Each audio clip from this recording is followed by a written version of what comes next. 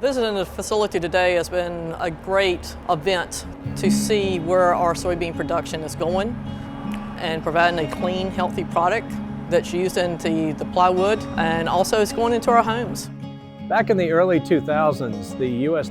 Green Building Council was putting their LEED program together. That meant companies like Columbia Forest Products had to demonstrate to the architectural public and the construction market how their products actually contributed LEED points to that system.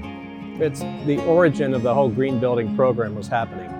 I am very pleased and happy about the foresight and vision that the United Soybean Board had to go out and look for proposals dealing with soy protein as adhesive, and that's pretty specific. And then to go out and find a company, an industry-leading company, that will not only accept that technology, but incorporate it into their strategic plan. Columbia Forest Products is a wonderful partnership for the United Soybean Board.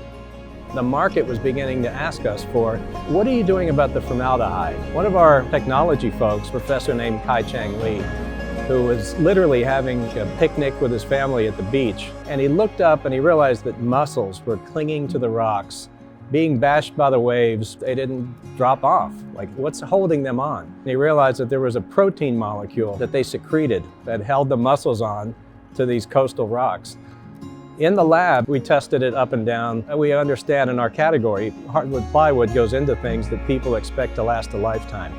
Making a product that provides our employees better health as well as our consumers is very important to us. You know, we are an employee-owned company and our employees take a lot of pride in what they do. Well, the air quality is really important in a home. That is one of the things that we work at a lot of times in the built environment, is to try and create healthier ways of living.